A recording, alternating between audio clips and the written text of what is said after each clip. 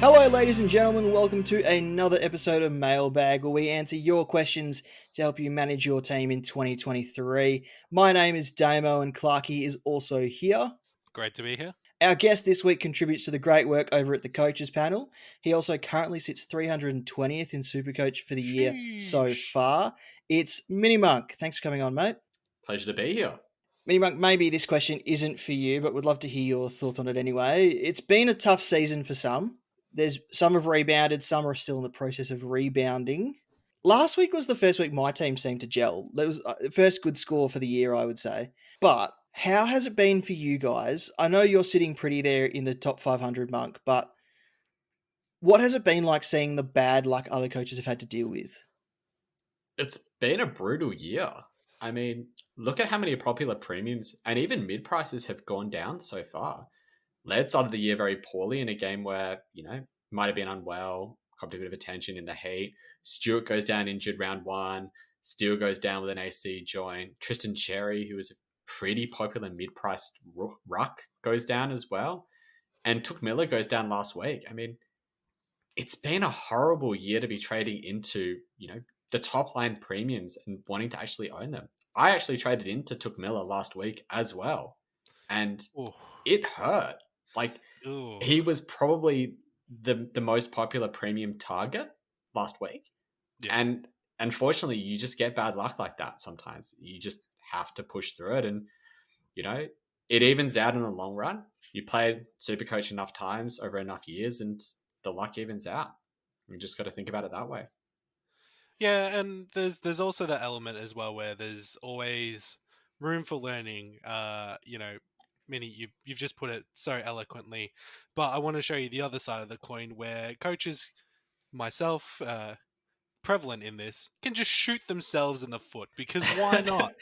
Why not do that to yourself? Why not leave the captaincy on Nick Dacos instead of taking literally any other player in your side? Why wouldn't you do that to yourself? That's conducive to improving overall. I've been there as well. A couple of weeks ago, I was tossing and turning about who do I want to make my captain this round? Who do I want to make my captain this round? I think I had about a 110 VC, and I went, you know what?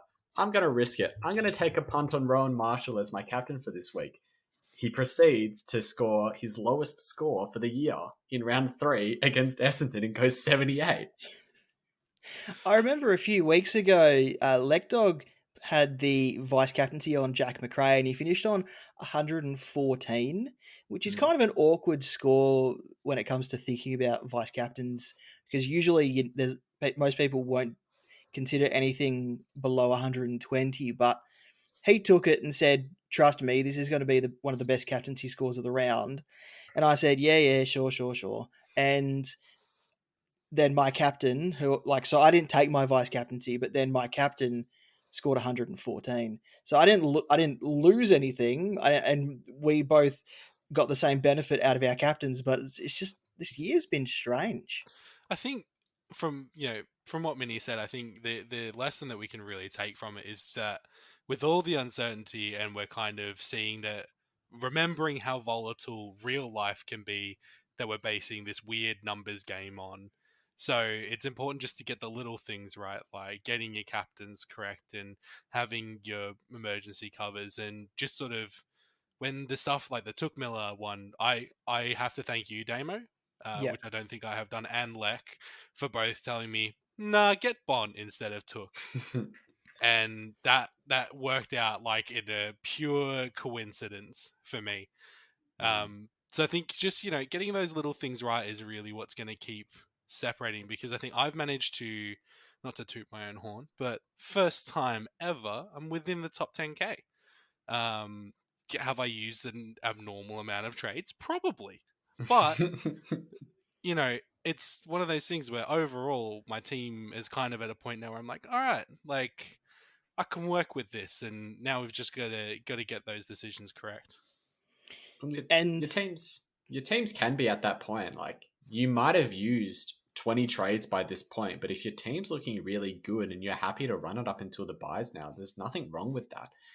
Some teams might have only used 10 trades and be in a good spot as well, but this comes back to the luck that was with the injuries as well. Like if you've avoided all of those, injuries to premiums, if you've avoided a lot of the rookies that have popped bad scores or got injured or been dropped out of the side, you lose less trades. It's just the way the game happens and it's the way it works. So there's nothing wrong with having used more trades to this point because that might have just been the hand that's dealt with your starting team.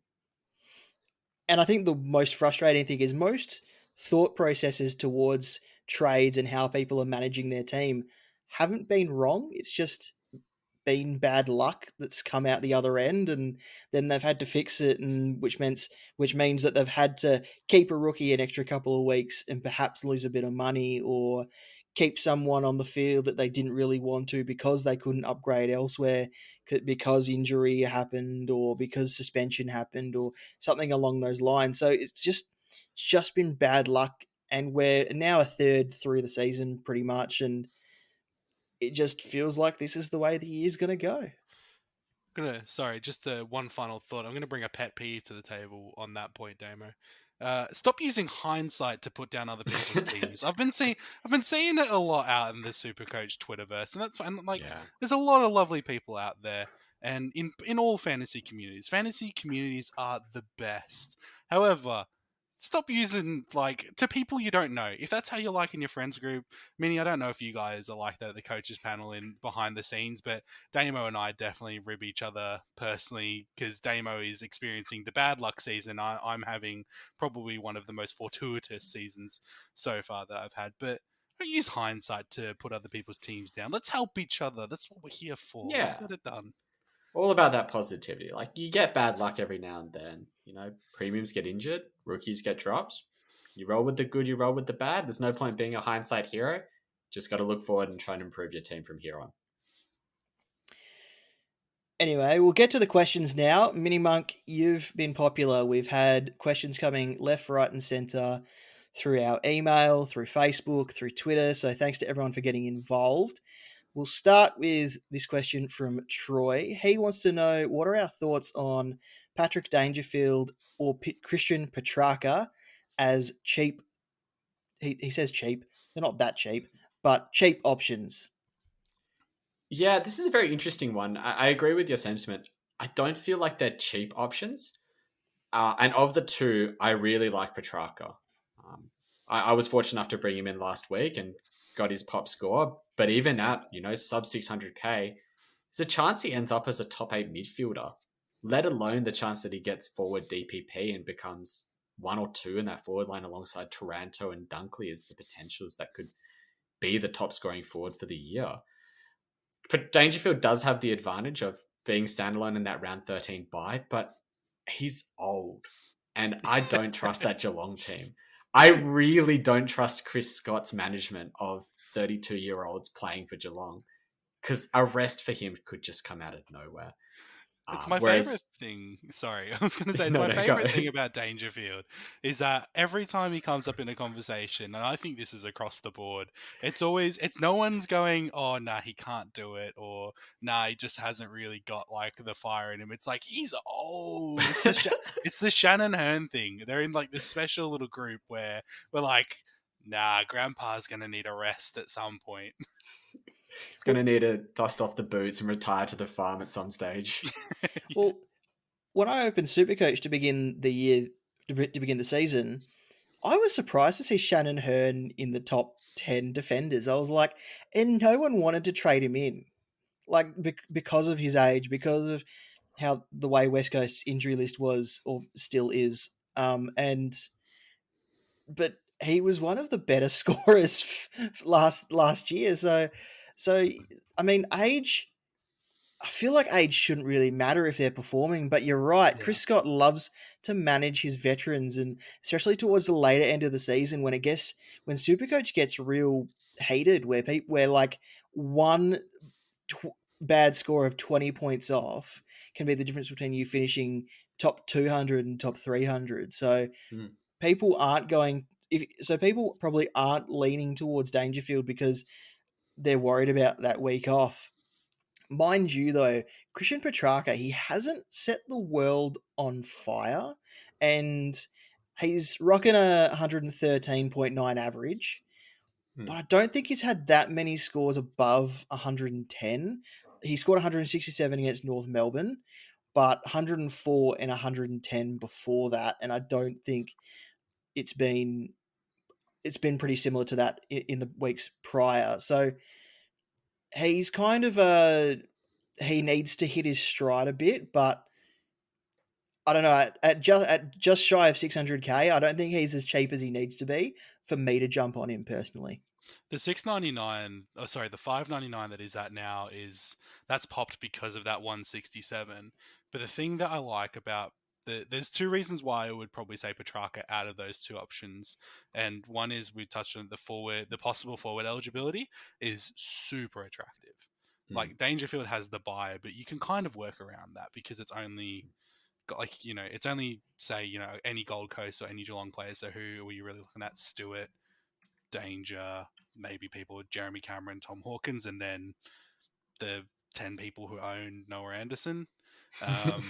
You know, like, but the other thing that I really like about Petrarca is that he kind of is hitting a stride, and then he just has that ability to pop off. I'd probably put it into like a Bond from Aldi kind of thing. If you look at his like variance, if you take out the 167, the variance between rounds 1 and 6, his lowest is 97. So round 1 and 2 scored 97, and then his highest after that is 119, which was against Sydney. Then like 103, 110, 104. So there's going to be these games where he just is needed and everything goes right for him. Like he kicks a couple goals and he picks up those points. He's definitely a high floor, high ceiling kind of player, but it's just a matter of there's more games where he's closer to his floor than his ceiling.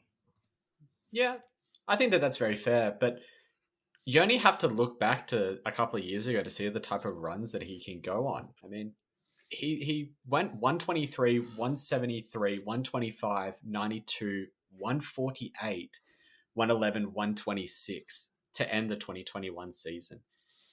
That's top 2, top 3 mid-level type numbers. And he's already come down a lot in price this year as well. And the run is really nice. Like he's got Gold Coast, Hawthorn, Port aren't the easiest, but then Freo, Carlton, Collingwood coming into his buy. As I said before, I think this might be the cheapest that you get him, at least for a little while. And so, yeah, if you're going for one of the two, it's probably Petrarca, just as you said, price, DPP, potential for a rest. And as a small caveat, I find it funny that you bring up Shannon Hearn because he was the last premium that I traded into in Supercoach last year at round 18. And that was a fun ride. He did the job. That's what matters. Fun. You got to have a bit of fun sometimes with the guys that you bring in as well. Like if you think that Dangerfield's going to be a fun ride and you want to get all aboard that, then by all means. But I'm not going on Chris Scott's roller coaster. I mean, I traded in Mitch Owens last week instead of Stephen Coniglio because I wanted something fun in my team. So that's going to pay dividends for you this week. Against North Melbourne, I hope so. Speaking of St Kilda, this next question comes from Fraser Kenny on Twitter. Jack Sinclair or Jack Steele? Jack Sinclair. Next. You've been reading my trade plans for this week because these are the two options that I am very much tossing between. And I'm going the other way. I'm on Jack Steele. Okay. Jack Steele. It's a good matchup for them this week, but against North Melbourne, he could get like 80 points on tackles alone. I don't trust Ross. No one should trust Ross. So why are we trusting Ross with Jack Sinclair then? Because he's been doing it. All right. He's at, like, well, Steele has the history, which is fine. But the injury and then one big game coming back from it, something to me, it's one of those like those gut feels where I'm like, I don't think I'm ready. Like if he did it again, even against North, I'd still be like, well, you know, he's the perfect value option. I'll say that. Not to play both sides and sit on the fence kind of thing. I think if you bring him in, that is obviously a good decision because he's dead cheap and what he can produce shows exquisite value. However, if I had the option to go, I think Sinclair as a defender looks like he's going to be hitting around that 100 mark, which means perfect. I'm not worried about that. Like I ain't worrying about that for the rest of the year. But with the mids, I'm like, well, if I spend 50k more, say, which I know is a lot, I'm like, oh, that's a Patrick Cripps, like, who's only had one score below 100 and no injuries. I think the Well, counter argument. how about if we're worried about Ross Lyon, let's throw someone else into the mix. Supercoacher has said Sinclair or Sicily, but we'll add him to this discussion. Do you trust Sicily more than Sinclair because Ross Lyon is in charge of St Kilda, or is Sinclair still the safer option? Or I mean, the first You're, question, I'm going play, Steel. playing my I'm going bias Steel. versus information, Damo. How dare you? Uh, Yeah, look, I'd probably still go Sinclair between if that's the question. I think maybe it's just the midfield unit of St Kilda where I want to see Steele do it like pretty consistently. I think that's what would make me feel better about it. Like I don't deny at all that he is primed to come in this week. Sorry. I think I would also agree. I think I'm Sinclair over Sicily. Sicily has been good this year, but he's been inconsistent. It's been up and down. He's been on kick-ins. He's been on lockdown. And so my thoughts is that his price is going to come down at some point again. He's going to be achievable to jump on again at some point in the season, whereas Sinclair might not. And Steele might not either. So if I'm picking one out of the three to not go this week, it's probably Sicily. But the other thing I would mention is look at your buys when you're making this decision. Yeah. Steele, Sinclair, both have the round 12 buy. Sicily has the round 14 buy. If you're short for either of those buys, that might sway you towards one player or the other.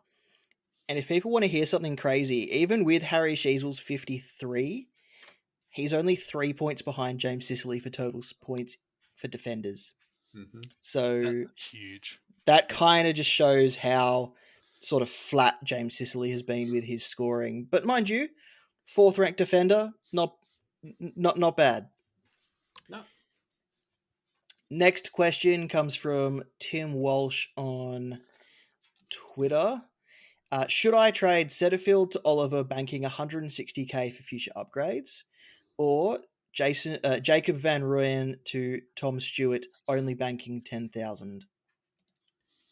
This is a really tricky, I guess, predicament for him because going Setterfield to Oliver feels fantastic this week. Setterfield is someone that I think a lot of coaches are looking to move on this week. I think there is an argument to holding him because of his run coming into the bye, and he has shown that he can score well. But I think it is the right time to move him. And getting up to Oliver, who's clearly the number one mid in the game, at what might be his lowest price point for a little while, it's not a bad time to jump on.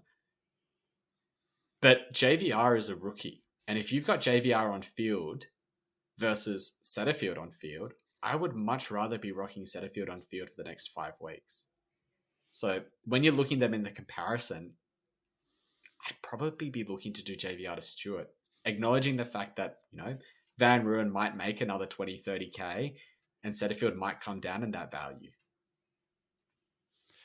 Yeah, it's the JVR question. I think I'd probably wait for teams this week and get it. Like JVR, I think he did a full year playing for Casey. Melbourne have primed him up, and we want him playing consistently because he's the future. And if he gets that confidence, and he's already doing really smart things off the ball and on the ball, so I think there's no reason why they'll drop him. Like I don't think they're just going to drop him out of the blue. Maybe a couple of runs of just no influence games, but I think he probably has a little bit of security and a little bit of money to make. So I'd probably personally be looking to move on Setterfield. Just because I think JVR is probably somebody that, as you said, Minnie, he has more money to make, and he's probably got a bit of, as I say, I think he's got a bit of safety for a couple of weeks. So going that full upgrade, like both of them are upgrades, which is great because that means that neither move is the wrong move. But then, as you said, if it were me, I'm keeping JVR this week. And he was one of the rookies on my chopping block for my trade plans. So I'd probably say the money that he's to gain versus Setterfield, Setterfield kind of got pushed out onto a wing last week in a game where Essendon as well weren't, like, they were really bad for a lot of the game and then okay for some Good of at it, but sometimes, it was already too late. So, kind of what's the point? But I just, if he's going to keep on getting pushed around and he's not going to have that role that saw him getting those 80s to, like, he had that 100 game. That's kind of alarming for me in terms of what I'd be losing over what I'd be gaining. Yeah. I don't think trading Setterfield is the wrong option this week. In fact, Yeah. I'm personally trading Setterfield this week because it allows me to do a lot with the cash that's already on his head. And much like you, JVR was in my calculations for rookie tradeouts. I'm not currently trading him out at this stage, but if teams come out and he's dropped, heaven forbid, it might happen. Probably not, though, by the sounds of it. He might be a rookie that moves for me this week. But yeah, as you said, I think either option is good. Getting to Oliver is a lovely option as well. Getting to Stewart, who's probably a top 6 defender and has the round 13 bye, is a great option too. Another positive JVR is that Shaki probably comes out of the team before him. So there's a spot for that other tall, depending on how Ben Brown's travelling, and Tom McDonald are probably the only big talls waiting to come back in anyway. So I think he's at least sort of not too low down on the rungs. The thing that sticks out for me is the amount of money that's being put aside after these trades. We aren't really getting a lot of rookies with great job security coming through. So that money sitting there in the bank after you trade Setterfield to Oliver might assist you moving on someone who you haven't seen for a while or isn't really making that much money anymore. So like a Lockie Cowan, if you wanted to move him on, you're really only downgrading him in your trades. And if you're going to go one up, one down, and Cowan's one of the ones you're trading, your next rookie that's going is probably a Will Ashcroft or something along those lines, who's made a bit more cash, who can kind of balance out what Cowan hasn't made yet. But in saying that, Setterfield, even if Setterfield only averages, let's say, 75 from here on out, he's going to sit at about 350, and that's a lot of money to lose on his current price. But rookies aren't getting to that price, so that's still pretty good money to have aside. I say aside, but as a reserve and and for a player that is every chance to score over 100 with the right matchup. So it's difficult because I understand people want money aside because the rookies aren't really doing the rookie thing at the moment, but I think taking a rookie off field for a premium is probably the better option, probably, but neither of these options are options that I hate. So it's kind of a matter of what does it look like at team selection and how does that translate into what your team looks like. Yeah, I think looking at his upcoming run as well for Setterfield, if you decide to hold him, I think optimally you'd probably need to hold him until his bye.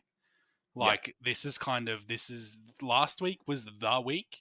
This is all right, well, this is kind of the last chance. And then, as you said, Damo, if the trend is continuing downwards in terms of scoring, he's probably going to get to that 350, which still is, more than he started on. Great. But after that, so they have Port, Brisbane, which are going to be two tough games for Essendon, and I think they're both on the road as well. They play Richmond at the MCG, which you'd probably say, given how Essendon have been playing, that should be a reasonably straightforward win for them. Then West Coast, then North. So that takes us all the way up to round 12. They play Carlton in round 13, which means that he could kind of just hover to like a little bit up or a little bit down when wherever he is, and then by round 14. So I think you'd probably hold him until after that North game, if he's still playing the role that we expect. Yeah, you've either got to hang on and ride the dip, or dear you're bailing life. off this week. Yeah. You've got to hang on for dear life and pray that he pops some big scores in that, that nice 3-week fixture, Richmond, West Coast and North. And, there is every potential that he does perform much better during that 3-week fixture. So this is very, very tricky decision making. Next question comes from Harry on Twitter. Should I use a boost to get Oliver, Cincotta, and Simpson, or leave the boost and only get Tom Stewart and Alex Cincotta?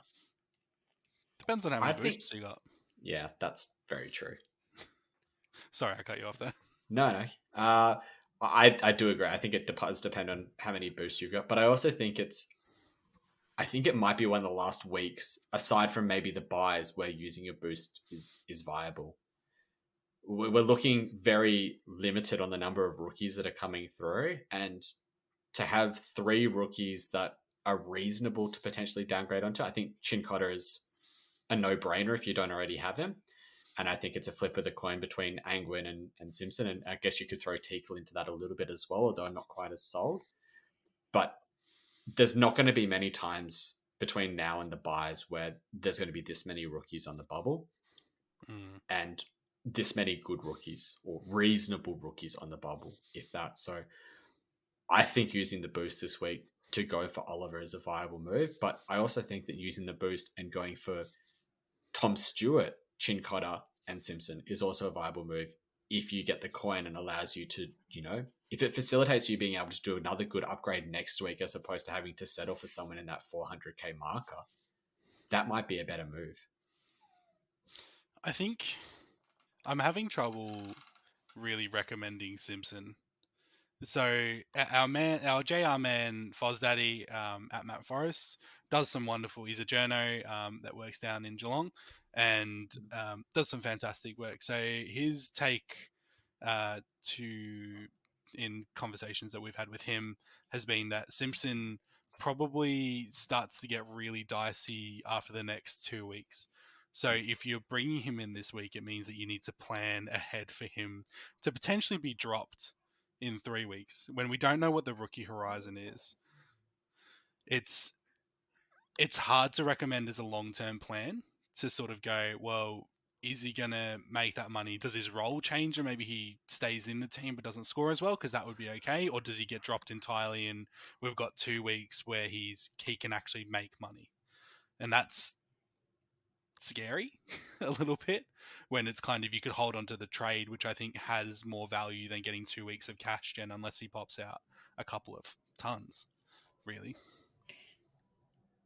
I think we're so dire for cash gen though. Yeah. And that's why I'm willing to take the risk on someone like Simpson and even on someone like Angwin, because I look to the future and we've got next week aside from maybe Weddle, and then we've got Wardlaw that might be coming through this week or next week for North. There's not many good rookies on the horizon, not many rookies that we can say with confidence we'll get a 5-week crack at them. So if you've got someone who's on the bubble, who has played before, who's a mature ager, who's there, okay, yes, because the Cats have injuries, but he's still a pretty good player and the Cats will rotate some of their other players through the year. He'll come in and out of that team, maybe get half a dozen to 10 games through the year. Might be enough just to be that heartbeat and get him to, 260k. And if he gets to that, I think that's a win. Yeah. One rookie that I really like, and his job security probably improves with Xavier Dersma out with that PCL injury, is Dylan Williams. He's played a few games, but he's at 197k, so you only need to find another 30k from Sam Simpson. And he's probably going to have a 4 to 6 week block where he is at least in that Port Adelaide team, and he's coming off that half back, so he's pretty reliable to score in 60s or 70s, and he could top out at 320k before he's dropped, and that's probably going to be pretty good. Yeah, he's definitely one to consider. And, as a result of that Dersma injury, the other one that might come into that Port Adelaide team is Josh Sin. Hey. Yeah. That's good. We like if that happens, that'd be interesting. A little rookie positivity. That's what we need. Exactly. Josh Fahey, come on, man. I know what you said, Kingsley. I know you said he'll come in at some point. Sooner would be good. Yes, sooner would be lovely. Jeffrey Head wants to know, would you double down Fergus Green and Matty Roberts to Simpson and Sincotta and bank 200k, or trade Fergus Green and Will Setterfield to Sincotta and a premium? I'd get rid of the 0. Yeah. I'm not so sure I'd get rid of the 0 here. We're talking about Simpson not having good job security. I think this is one of the situations where I actually wouldn't jump onto Simpson, because you can get to Setterfield. You can get Setterfield and Green to the best rookie for the week and a premium using the same trades. And, I suppose I'm thinking too much about my own 0s, which are many. It's hard because you look at those 0s and you see those red dots next to them. You're thinking, "Gosh, what am I going to do with my team in the buys?" But you just got to keep kicking the can down the road. You just got to keep saying, "I'll fix it next week. I'll fix it next week." Gold Coast, please. Charlie Constable wants another game, please. Oh, just that bubble game, that 50k would be all that matters. Yeah. But doing something like essentially doing Roberts to Simpson, you're making 20k. Is that really worth the trade? Oh. No, look, you've sold me. You're right. He needs a primo. I've seen Jeffrey's team. Why are you even messaging Jeffrey? Your team's good. Say this every week. Timothy on Facebook. I'm just going to the next question. I'm just going to the next question. Jeff doesn't need our help. His team is fine. Timothy on Facebook. He says there's some juicy players down around 450 to 500k. Where do we see them ending up for the rest of 2023? So he's talking about players like Dylan Moore, Toby Green, Chad Warner, George Hewitt, Luke Parker, Travis Boak, just to name a few. Talking about fun players is what I'm hearing. Oh yes. Talking about the fun. This is fun time. I've actually considered Toby Green. I like it. Yeah, he's doing the work. He's one of one this year. There's no other player like him in the comp at the moment. No, he's a great player to watch.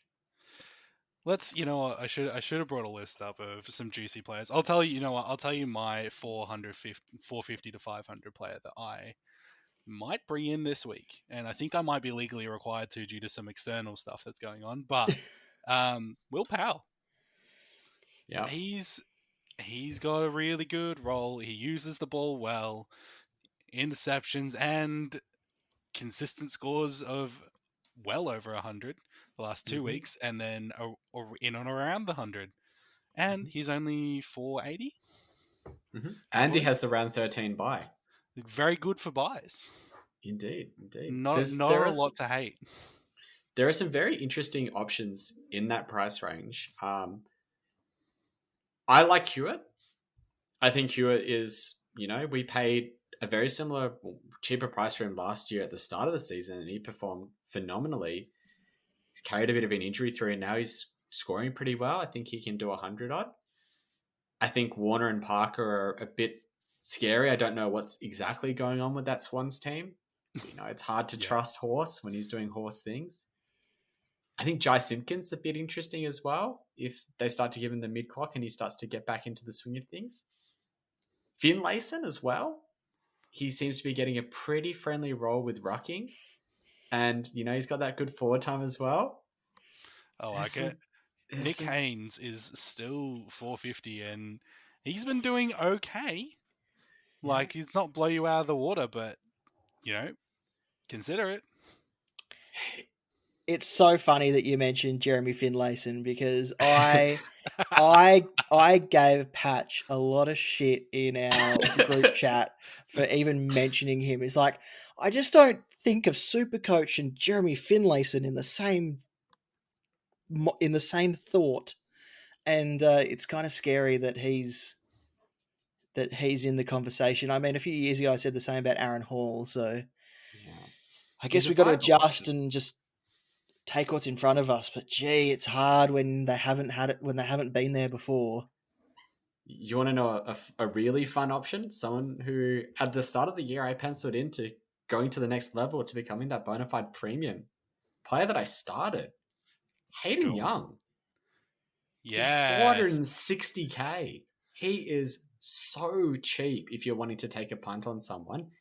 And if Freo changed the way they play their game, like they did, like it looked like they did against Brisbane Lions and got the ball into his hands a lot, there's no reason why he can't push that 100 marker.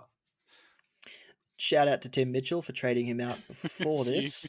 You heard it here first, and I agree. As a keeper league owner of Hayden Young, Freo do good, Hayden Young do good, and you guys play Hawthorn this week, which could do good.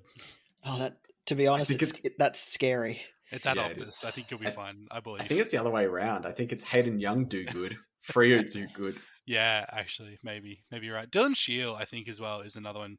He's quietly just been racking it up, and seems to have a little bit of a ceiling on him. In the 109 ceiling, like nothing break the world apart. But if you're really looking for someone in that area that's not going to let you down, Toby Green, I think we figured out is the answer, right? Matt Rowell. Toby Green's my answer. I don't know if it's your answer. I thought your answer was. Toby. I thought your answer was Will Powell. No, my personal what I'll be doing is Will Powell. So that's not the right answer then, right? I mean, I'm not going to sit here and say that my answers are the correct answers, but top 10k. If you want someone who's right down at that 400k marker, Jason Johannesson. If you really have that risk appetite and you want to go real dirt cheap, JJ is off at half-back flank, and it doesn't seem like Bevo's moving him, but obviously Bevo salad hits at any time. Christian Salem due to come back for Melbourne as well. Angus Brayshaw is 432,000 after losing 100k. Yowzers. Another one. Yep. Another. There's some players to consider around that price point. I'm saying Andrew Brayshaw came out and said that he had a knee thing that is getting better. So what I'm hearing is Brayshaw brothers double upgrade is the move. Community, you heard it here first. Good vibes, brothers. You need them. If only Andrew was sub 500k. Yeah, let's get Hamish as well. Where's he at? Give him a game. How do we compare Ryan Angwin, Bryn Teakle, and Sam Simpson? That comes from SC is Life on Twitter. I think that let's think about Teakle first, because I think he is the most situational. I think if you are crying out for ruck cover, and maybe if you've got someone who is, or if you've got someone who's made a lot of coin at R3 and that you want to swing forward, say a Asava Radigalia, then Teakle is a viable option. But I think for the majority of coaches, I wouldn't be touching him. I think there's too much job security concerns. Well, the run isn't great. Don't know if he's going to get part forward. Don't know if he's going to get subbed. They seem to be wanting using Finlayson in the ruck and Dixon in the ruck. So I'd be scared. I think it's really just Angwin and Simpson, and I think we talked about it a bit before. How desperate are you for the coin in the next couple of weeks? If you need that 40k and it's going to make the difference, then maybe go Angwin. I think that I prefer Simpson because he's done it before at the AFL level. But, it's a real flip of the coin type decision. What's the deal with Lysette? Is he dead? He had a is that tip. Yeah. Is his career done? We've replaced you with three guys. Some suggestions from people, and I hate to talk ill of players, but some people are saying he might never play for Port again in the AFL. And that Port wild. Just want to use Dixon, Finlayson, and Teakle instead of playing Lysette. And, if there's even Port fans saying things like that, you've got to think that Teakle gets a reasonable gig, but I don't see him scoring well. I mean, I just don't know where it's going to come from. The next three ruck matchups are horrendous. And if you're trying to use him to get through to the bye, he might make 50k if he's only pumping out 40 scores. Yeah, it's a bit like Geelong ruck vibes. Like Geelong ruck situation vibes for me. Yeah. I asked Anthony Alessiani, who is the co-host of The Glass Table and co-host of Pairs on a Pod, so he's a big power man. I asked him what's the job security of Bryn Teakle, and he thinks very secure, lies it nowhere near AFL form. So, and he seems pretty on the ball with a lot of what he says about Port Adelaide. So, if Teakle's the one you want to jump on, I don't hate it. It's just I don't know if 197k is Attractive. is For a ruck attractive. only as well. Like, Yeah, I don't see it. Go Simpson. I think Angwin is the slow burn. He seems to be averaging 50s. And GWS, for better or worse, they seem to be playing the kids. Well, for better, given that brilliant win. By the way, we were on the way to the North v Melbourne game, and had it on the car on the KO, and I'm screaming while my wife's driving, which I can imagine for her was probably one of the most stressful experiences that she's had in her life. But whew, GWS are getting it done, and they've got so many, like, they're playing their kids through the team. So I can't see any reason why that shouldn't continue if he's named again this week. They look exciting doing it as well. Yeah. Next question comes from Benno on Twitter.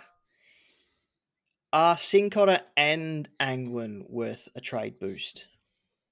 Sincotta, yes. Angwin, probably not. Well, I imagine if he's only bringing in Sincotta, he doesn't need the trade boost. So I think he's wondering if he needs to bring in both. This is the situation that I was thinking about this week with my team, and I initially was thinking it's not worth using the trade boost.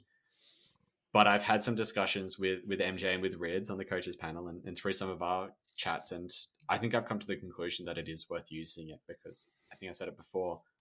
I don't know when I'm going to be using another trade boost. I have 2 left. I'm probably using one this week, and I'm saving one for the buys. But aside from that, I don't know when between now and round 12 there's going to be the need to, because I don't see a week where we're going to be jumping onto 2 rookies.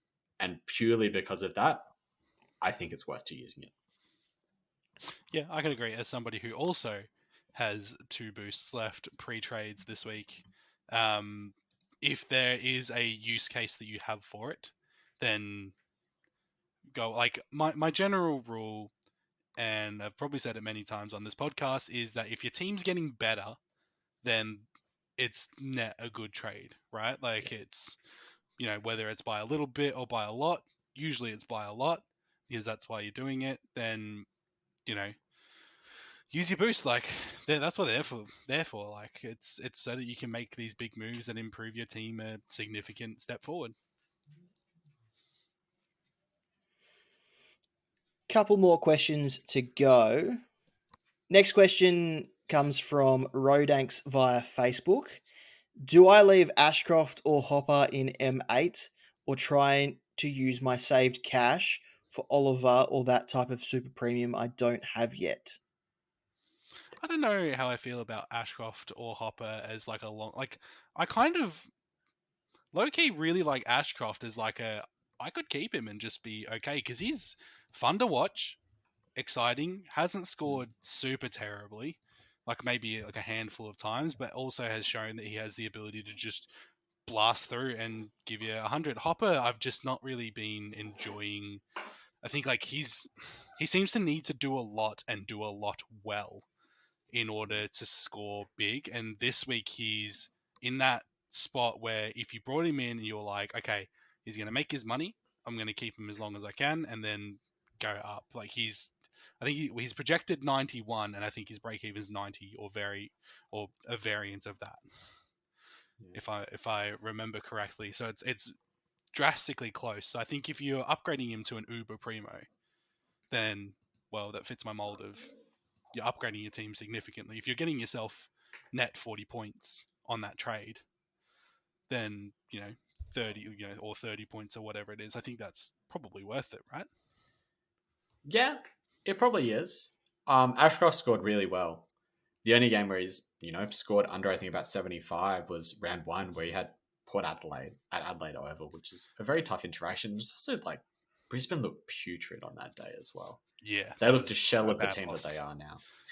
Not that way I think anymore. that not that way anymore. So I'm comfortable, agreed, with holding Ashcraft. I think he'll easily get to that, 450k marker, and if he hits that at round 12 on his bye, might be the perfect time to move him on. He's done his job. You can get him up to an Uber.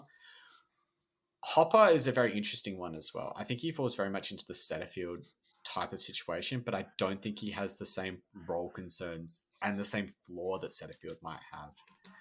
I mean, he looked out of it on that game. The entire Richmond team looked out of it on that game, and he still managed to get to 71. He's got the Eagles this week, traveling over to Optus. I mean, No, it's at sorry, the I got him at the MCG. I got him at the G. He got Yeah, four games at the G in a row. I think maybe this is the week to keep him in. I think this is the week to keep him as well. Yeah. I know that Oliver also has a very nice matchup, but I think it's really rough to be burning through one, if not two trades on guys that could score really well between now and their bye. And that's the other thing I really like about Hopper is that he does have that round 15 bye. I think he's the type of guy that's, a really nice move on at that bye.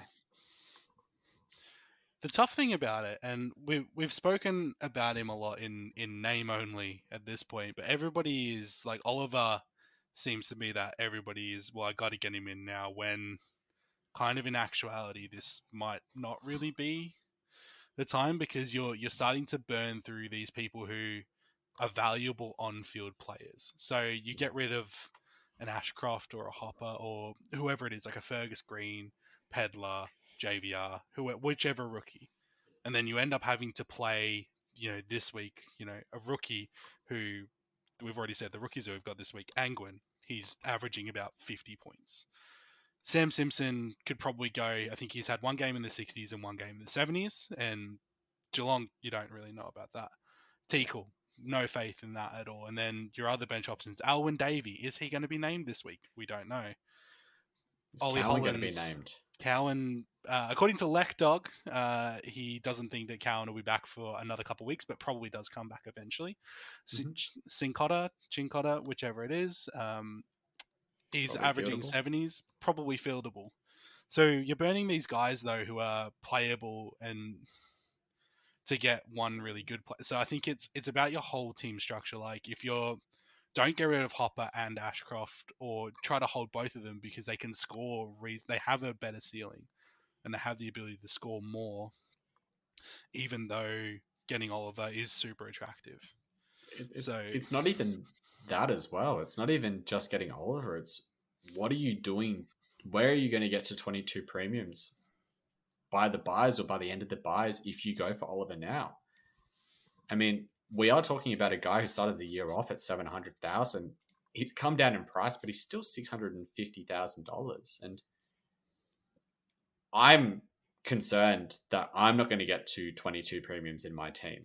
And I'm holding on to players like Ashcroft, Hopper, Sheasel, McKenna, Chandler for the time being, and trying to upgrade using the rookies that are on my bench and just copying a premium that might not be at that same level, because it's so scary about when that last upgrade is going to come. Because if you get stuck with someone like, I don't know, Seamus Mitchell or Jacob Van Ruin at D6 or F6 from round 15 until the end of the season, that's going to hurt. Yeah, sorry, you just mentioned trading out McKenna and Chandler, and I felt like I got stabbed in the heart because it's exactly what I did last week. I'm so sorry. No, it was a functional trade, pure transparency. I traded McKenna, Chandler, and I think a non-player to Will Day, Stephen Canelio, and Seamus Mitchell, which seemed to work out for me. But yeah, you're right. You've got these guys who are long-term. Like, you got to think about the long-term plan. I think there are primos other than Oliver who you could probably jump on that are a little bit cheaper as well. Or kind of on the trend down, like a Rory Laird, but they're playing the Willie won't he again at the moment of if he's going to play this week. But Rory Laird is sort of on the downward trend, is 633, a little bit cheaper than Oliver, not much, but nets you about an extra 20k there. Canelio is still reasonably cheap at 526 if you don't already have him. So maybe it's time to jump on value and maybe not an Uber Primo. Like, there's a lot of guys in that high 500Ks marker that I don't have an issue jumping onto. We talked about Sinclair and Steele before. Sicily's in that mold. Parrish and Merritt are both very cheap, both sub 600. Yeah. You know, Josh Kelly's 570. LDU's 560 if he comes back from his injury. Noah Anderson's 560 odd.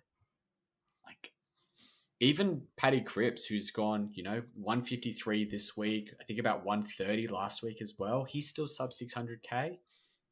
And these are all players that have done it before. They're all players that we know can be in and around that top 8 marker. I think that there's a lot of merit to, potentially skimping out a little bit and going for these players instead. Next question comes from the same person. He was thinking of upgrading Connor McKenna to Caleb Daniel. We've spoken about not trading Connor McKenna, but he's talking about Caleb Daniel as a bit of a pod, or should he go bigger and get Luke Ryan? I'd keep Connor McKenna. with Rich? Just because there's no Rich and there's no Zorko. I think this is very much like the Warple move when people traded him and then Day got suspended for 2 weeks. It looks like the stars have aligned for McKenna. And with Rich and Zorko both out for 3 weeks, and also with McKenna having the round 12 bye, I think it's just a perfect play. I think you just sit on your hands and you wait, because I'm, as well as, Luke Ryan has been scoring, I don't know if he keeps it up. And I also don't think that Caleb Daniel is a premium option. I don't think he's someone that we can trust. He got thrown into the midfield this week and the last week, but Bevo salad. You poor Freo supporters. It's just, I don't know if we can keep doing this. The other thing to note is Luke Ryan is managing a back issue, which puts some doubt around his selection every single week. Hasn't hampered him yet, but I assume there will come a time perhaps later in the season when people are going for their league trophies or are trying to do their best to jump up the rankings, where he misses a week or two because that back has flared up at the wrong moment. So I'm keeping Connor McKenna. I'm holding fire on that for now. Very good. Yep. What are the vice captaincy and captaincy options this week? Taranto against West Coast. Tim Taranto against West Coast. Against West Coast. If you don't trust Nix and his caution that Keys might do another tag, Stewart has phenomenal history at Goomba and against Adelaide. But I think I trust Nix enough to say that when he's sending a tag to someone, he'll send a tag to someone. Yeah, after last week. After last week, we have all the fear and none of the optimism. I think Dawson, though, against the Cats, Dawson has just shown to be one of the guys in that Crows mix who just gets things done. Like, he is in and around it, and Rory Laird being touch and go at the moment means that more ball will be probably given to him to do those things. And if you have Jack Steele or you're trading in Jack Steele, you probably could stick the captaincy armband on him against North Melbourne. Last game of the round. Probably could. I don't mind Oliver and Petrarca as VC shouts against Gold Coast. Yep. And if you're going really later on in the round, I don't mind someone like Caleb Sarong as a VC shout against Hawthorn as well. If you have him, that's a bit of a pod option. Other way, I don't mind James Sicily, considering the Dockers are just bombing it in at the moment, so he could just fly across Optus Stadium and be intercepting everything. In the same vein, Will Day as well, if you really want to go out there. Yeah, hey, Bontempelli, as always. Tim English gave us his first under 130, which is Sad. Truly sad. It feels like the end of times, the blurst of times, if you will. But I do like him to bounce back against Flynn. You know, he's just around it. You know, you can't ever count out Tim English, I think. I think I agree. All I got from that was how much faith Mini Monk and I have in Justin Longmuir's game plan, but that's for a different podcast. Oh my god, are you guys okay? No, not okay. I feel like Homer when he walks into the kitchen and it's like Grandpa and Lisa and they're like, it's awful being a Freo supporter. No one listens to you, and I'm just eating my. I'm a Melbourne supporter. Everything's going okay. No need to rub it in. That's all the questions for today. Mini Monk, thank you for coming on and answering questions with us. Where can people find you? They can find me on Twitter at MiniMonk10 and doing weekly or most weeks with the coaches panel on their roundtable discussion. And yeah, pleasure to be on with you guys. Oh, we've loved it.